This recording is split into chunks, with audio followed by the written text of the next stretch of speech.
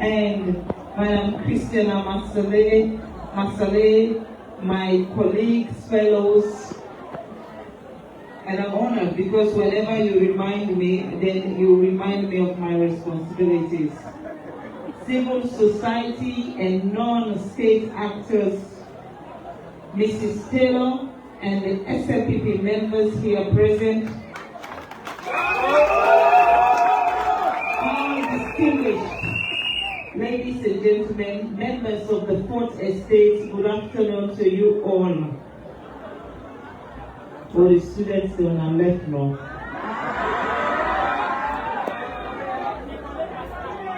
I bring you all warm greetings as mother of the nation from my dearest husband, His Excellency Dr. Julius Maada, who sends his best wishes to members of this institution and the Waterloo community. To say I am happy is an understatement, but I will mildly put it that I am overwhelmed by your kindness and thought to select me to be here, associate with your progress and lead your journey. I am overwhelmed with your kindness and thought to name this school after me. There was no second thought and hesitation in accepting the singular honor of naming the institution after me. This is wonderful. This is wonderful, and it is because of such gesture that day in, day out, I work my socks off to support the initiative of the New Direction government under the astute commitment and leadership of my husband, Julius Maada. The New Direction government prioritized human capital development, and we all can attest to the progress made by our country in that direction. Well, as you all are aware, I was deliberate in launching my flagship campaign called The Hands of Our Girls to make the human capital development inclusive, holistic, and realistic. How could we have pursued human capital development when our women and girls were being raped, violated, and discriminated?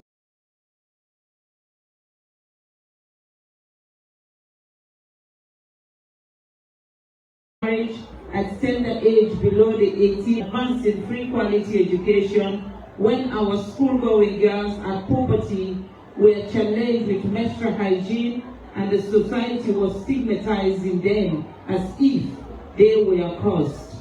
This question and many other barriers enshrined en masse in customs, tradition, and religion became my justification for making a strong and compelling case for my campaign, and luckily for me, my husband afforded me the audience, space, and support to pursue my campaign. With humility and modesty, I can proudly say that the Hands of Our Girls has criminalized child marriage, significantly reduced sexual and gender-based violence, teenage pregnancy, child trafficking, and increased awareness on HIV and AIDS, cancer awareness, access to justice, and made accessible free sanitary pads for school children in Sierra Leone. In addition, we have championed the adoption of 2 United Nations resolutions, the UN World Day, November 18, for the prevention of and healing from child sexual exploitation, abuse, and violence at the United Nations, to amplify global attention on SGBV and afford the survivors and victims the recognition and opportunity to advance their healing as well as reintegration in society. The GIWI Act and the prohibition of child marriage law that we are proudly associate the campaign with, our chairperson, distinguished ladies and gentlemen, our gathering here today is to officially open an institution of learning for our young compatriots in advancing my husband's aspiration for Sierra Leone. Julius Maada Bio wants us to make Sierra Leone competitive so that we do not miss out on the current industrial revolution in the digital and technological space dominated by artificial intelligence. I am particularly pleased at the resilience, courage, and determination of the proprietor, the faculty members, and staff of this institution. You people belong to the group of Sierra Leoneans who His Excellency the President has described as that group of citizens that have been inspired in our generation who do things for the greater good of society. And surely providing an educational institution like this for nurturing our young minds into productive being is profound. Excited as we are for this development, and rightfully so, I would crave your indulgence to admonish the current leadership, faculty, and students, as well as the wider public, on a couple of things that will serve as a key message. First is to appreciate the power of curiosity. Today you are beginning an extraordinary journey with the greatest asset, curiosity. You stand at the threshold of an institution of knowledge waiting to be exploded. Each of you brings a unique perspective, a fresh set of eyes through which to view the world. Curiosity is the spark that ignites innovation, the force that pushes boundaries. Every groundbreaking discovery, every shift in human history started with a simple question: what if? So I challenge you. Question everything. Ask why the sky is blue, why society functions as they do, why certain chemical reactions occur. Let your curiosity guide you through your studies.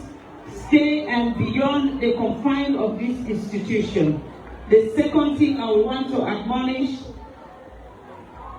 I will bring to your attention is to embrace change and growth.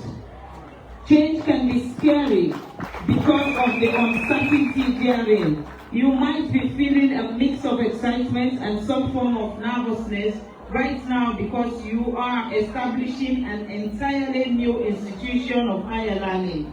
That's okay. Actually, it is more than okay. It is great. This institution will not be just teaching subjects. It will teach you how to learn, how to adapt, how to thrive in a world that's constantly shifting. The skills you will gain here will give you critical thinking, problem solving, communications. These are your tools for navigating life and the world as a whole. Certainly, you have moments of doubt. You will face challenges that seem impossible to overcome, but keep this in your mind. Every expert was once a beginner. Every expert was once a beginner. Every success story started with a first step. So, take your first step. My third admonition is to recognize the ripple effect of education. Today, we have gathered here not just to mark the start of your institutional journey, but to celebrate the beginning of a ripple effect that will shape our community and society for generations to come. Let me illustrate in this simple word.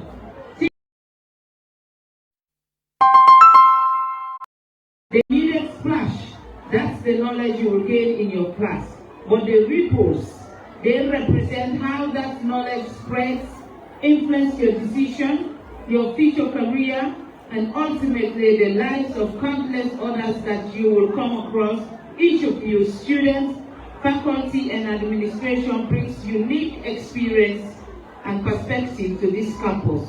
Your background, your struggles, your triumphs, they all contribute to the rich diversity of the Waterloo community of this institution. Welcome these differences, learn from them.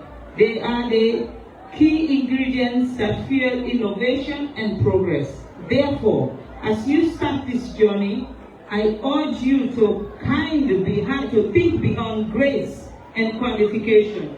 Yes, academic excellence is important, but it's not the end goal. The true measure of your education will be how you use it to make a positive impact on yourself, on your family, on your community, on your society, and on humanity globally. Will you use your knowledge? Will you use your knowledge to solve pressing global challenges, to support undeserved communities, to possibilities and endless, and choice is yours. That choice is yours. My last admonition is to urge you to build bridges through knowledge. Knowledge is a bridge. It spans the gap between ignorance and understanding, between the present and future, between I can't and I can. Today you stand at one end of that bridge. The other end, it's not fixed. It moves with every discovery, every breakthrough, every successful moment and others. Your job is to keep building, keep extending that bridge, not just yourself, but for all of humanity. During your time here, you will encounter ideas that challenge you, people who inspire you, and opportunities that transform you. Welcome them all. Each is a building block in your bridge of knowledge. You will also face obstacles, moments of doubt, time when the way forward seems unclear, but keep this in mind: every great bridge was built one section at a time. Persistence, curiosity, and courage. These are your tools. Use them well. More importantly, as you construct your bridge, look around. Your classmates are building too. Sometimes your bridge will connect. These connections are precious. They are how great ideas spread, how collaboration leads to innovation. Our chair lady, distinguished guests, and members of this noble institution, let me underscore and reiterate what our nation and the wider public expect from you. Sierra Leone are hoping this institution will be relied upon for education, skill development, and application of knowledge for the greater development of our country and other things we are all bound and bonus. I will remit in my duty if I do not publicly appreciate and register my sincere gratitude to the proprietor, the board and trustees, faculty, staff and students bestowing the honoring of naming this institution after me.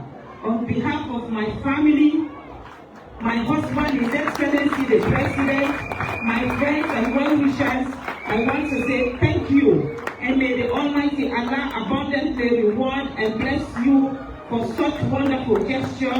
I do not take this lightly, nor take it for granted, as there are thousands of Sierra Leoneans who are worthy of such recognition.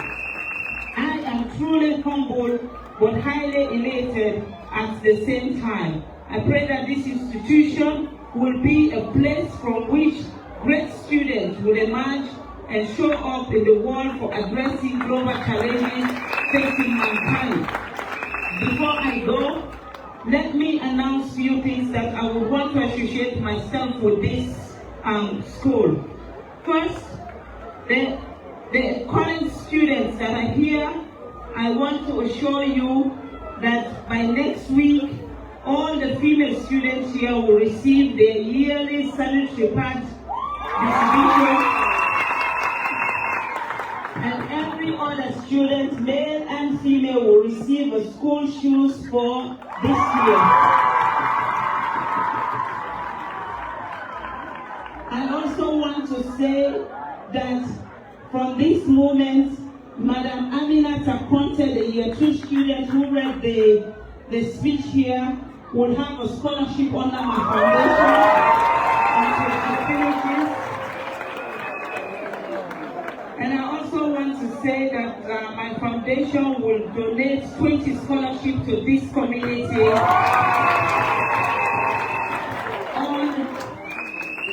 I have not finished My foundation will give 20 deserving students scholarship on a merit basis. So the people have to be qualified. And the people who sit at my foundation, they do not negotiate on qualification. So when you apply, make sure you have the subjects that you need to be in this institution. So there will be 20 scholarships. I have heard your request and your request for chairs. Since today is the first day you are asking for chairs, I want to promise you that the Maada institution will not lack chairs.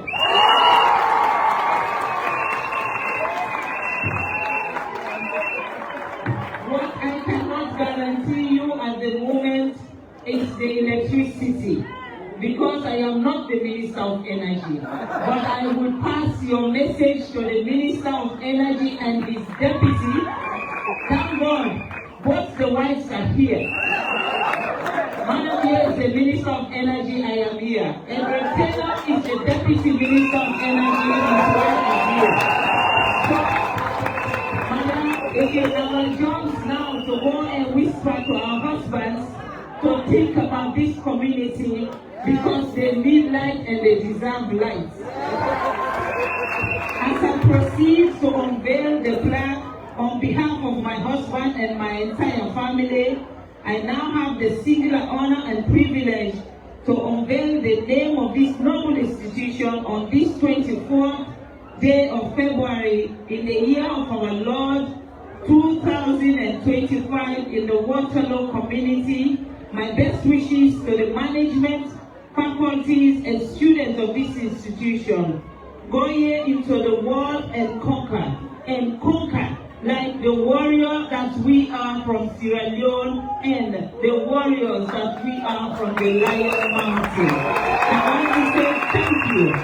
Thank you to every one of you. To every one of you that are here today, the Waterloo community.